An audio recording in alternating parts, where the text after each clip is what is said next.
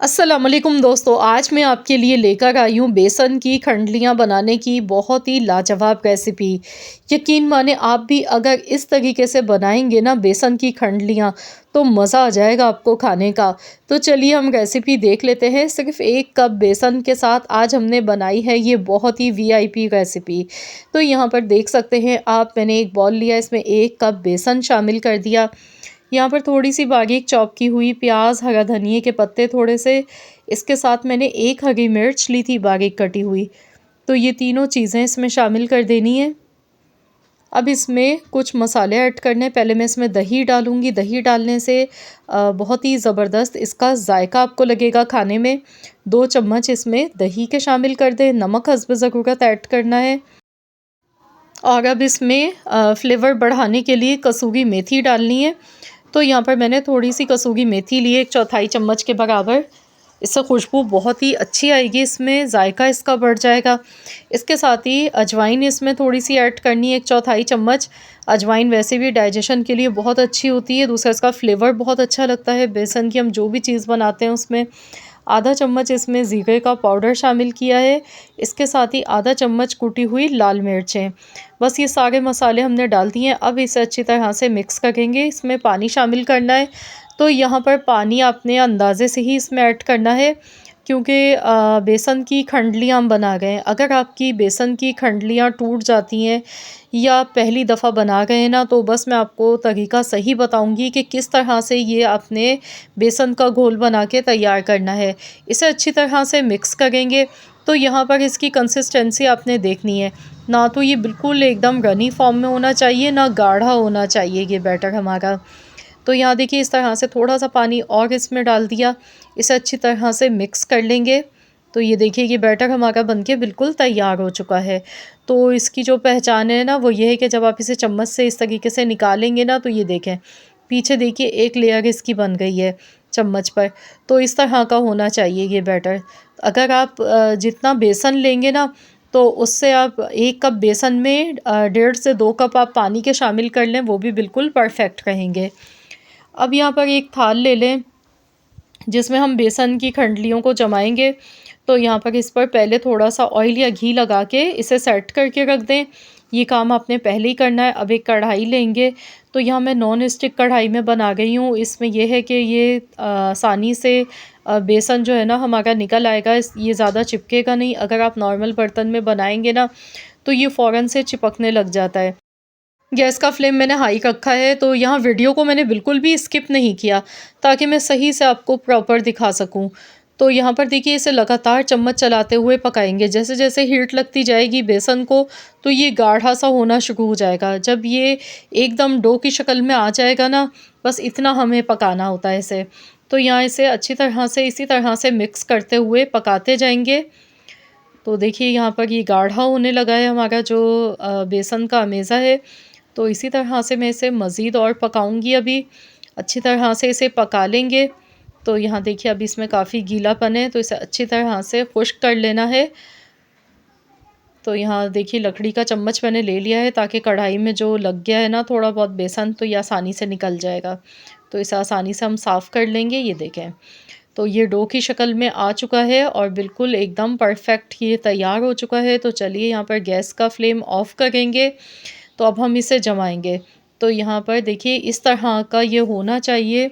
इस तरह से अगर ये बिल्कुल एकदम डो की शक्ल में होगा ना, तो ये बहुत आसानी से बेसन की जो खंडलियाँ हैं ना वो जम जाती हैं। वरना अक्सर यही कमेंट्स आ गए होते हैं कि हम जब भी बनाते हैं बेसन की खंडलियाँ तो ये टूट जाती हैं।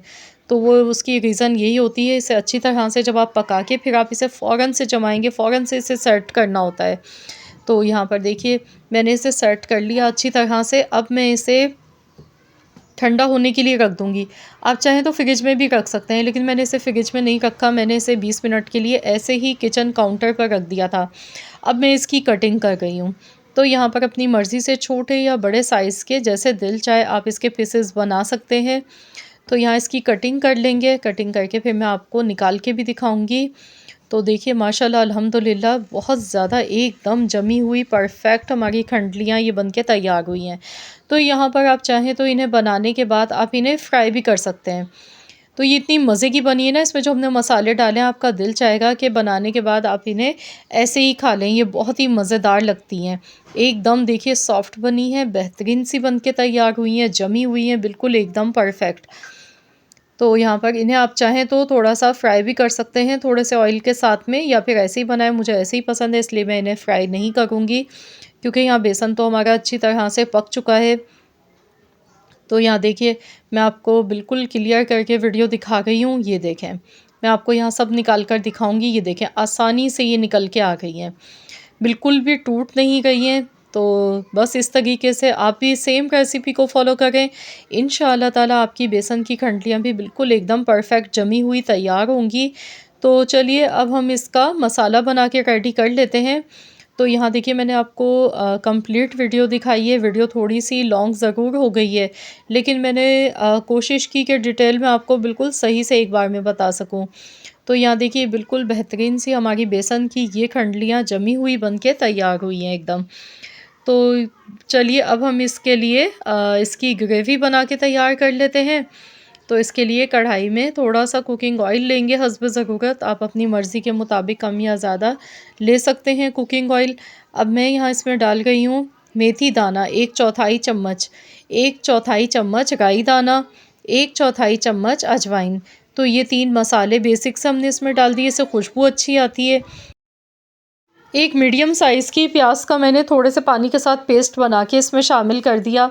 अब इसे अच्छी तरह से फ्राई करना है। अब यहाँ खुशबू के लिए इसमें कड़ी पत्ता शामिल करना है। अगर आपके पास कड़ी पत्ता है तो बहुत अच्छी बात है, अगर नहीं है, क्योंकि कुछ शहरों में कड़ी पत्ता आसानी से नहीं मिलता है, तो आप इसे बग़ैर कड़ी पत्ते के भी बना सकते हैं। अच्छी तरह से प्याज को फ्राई कर लेंगे। अब इसमें पिसा हुआ लहसुन 1 चम्मच भर के शामिल कर दिया मैंने। अब इसी तरह से अच्छी तरह से प्याज को सुनहरा कलर आने तक खूब अच्छी तरह से फ्राई कर लेंगे। इससे ये होगा कि प्याज की जो एक कच्चेपन की स्मेल है वो ख़त्म हो जाती है। तो यहाँ पर देखिए प्याज हमारी सुनहरी कलर की होना शुरू हो चुकी है। अब इसमें हम टमाटर का पेस्ट बना के डालेंगे। तो यहाँ पर मैंने एक बड़े साइज़ का टमाटर लिया था, टमाटर का पेस्ट बना के इसमें शामिल कर दिया है। अब इसे अच्छी तरह से मिक्स करेंगे। फिर हम इसमें कुछ मसाले ऐड कर लेते हैं। तो यहाँ सबसे पहले हस्ब ज़रूरत इसमें नमक शामिल करना है। इसके साथ ही लाल मिर्चों का पाउडर इसमें डालेंगे, और ज़ीरे का पाउडर आधा चम्मच जाएगा, आधा चम्मच ही इसमें धनिया पाउडर, 1/4 चम्मच हल्दी पाउडर। ये मसाले हमने इसमें ऐड कर दिए हैं। अब मसालों को अच्छी तरह से भूनते जाना है। इसी तरह से 2 से 3 मिनट तक अच्छी तरह से मसालों की भुनाई करनी है इसमें। अब इसमें मैं कसूरी मेथी थोड़ी-सी ऐड करूँगी, इससे खुशबू बहुत ही अच्छी आती है। तो यहाँ पर 1 टीस्पून भर के कसूरी मेथी इसमें शामिल करनी है। इसी तरह से इसे मज़ीद भून लेंगे, अच्छी तरह से इसकी भुनाई कर लेनी है। फिर हम इसमें दही शामिल करेंगे। तो यहाँ पर मैं टमाटर दही दोनों डाल रही हूँ, आप चाहें तो सिर्फ दही के साथ भी इसे बना के तैयार कर सकते हैं। तो यहाँ पर 1/4 कप इसमें दही का शामिल कर देना है, और इसे भी अच्छी तरह से फ़ौरन से मिक्स करेंगे। तो यहाँ बस इसी तरह से इसकी अच्छे से पहले भुनाई कर लेनी है, ताकि दही का जो पानी है वो भी इसमें खुश्क हो जाए। तो यहाँ देखिए मसाला अच्छी तरह से भुन चुका है, बड़ी ज़बरदस्त सी इसकी खुशबू आ गई है। अब हम इसमें हस्ब ज़रूरत पानी डालेंगे शोरबे के हिसाब से। तो यहाँ मैं बहुत ज़्यादा पतला शोरबा नहीं बना गई हूँ, तो मैंने सिर्फ़ 1 गिलास इसमें पानी का शामिल किया है। तो यहाँ देखिए बेहतरीन सा ये शोरबा हमारा बन के तैयार हुआ है इसका। अब इसमें बेसन की जो खंडली हमने बना के रखी है ना, इसमें वो शामिल कर देंगे सारी।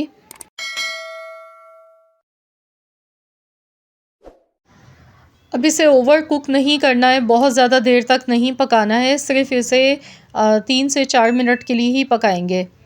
तो यहाँ आप चाहें तो बस 5 मिनट के लिए हल्की आंच पर इसे पका लें, एक उबाल आने के बाद।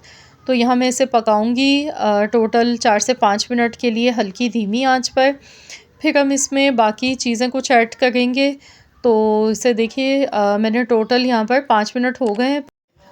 तो बस अब इसमें हम लास्ट में हरी मिर्चें थोड़ी-सी डालेंगे। तो यहाँ मैं आपको इसकी फ़ाइनल लुक दिखा रही हूँ। ये देखें, माशाल्लाह बहुत ही बेहतरीन सालन ये हमारा बन के तैयार हुआ था।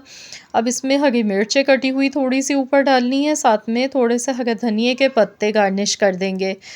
तो लीजिए जनाब, हमारा बहुत ही मज़ेदार सा बेसन की खंडलियों का सालन बनके बिल्कुल तैयार हो चुका है। ये बहुत ही चटपटा और बहुत ही मज़ेदार लगता है। आप इसे गरमा-गरम चपाती के साथ खाएँ या पराठों के साथ सर्व करें, यकीन मानें आपको मज़ा आ जाएगा। तो यहाँ मैं आपको फाइनल लुक दिखा रही हूँ, ये देखें। बिल्कुल भी इसमें टूटी नहीं है बेसन की खंडलियाँ, एकदम परफ़ेक्ट बनी हैं। तो यहाँ देखिए मैंने डिश आउट कर लिया है, तो देखिए देखते ही मुँह में पानी आ रहा है ना, बहुत ही मज़े का ये सालन बन के तैयार हुआ है। तो इस तरीके से आप लोग भी ज़रूर इस रेसिपी को ट्राई कीजिएगा और मुझे अपना फ़ीडबैक ज़रूर दीजिएगा।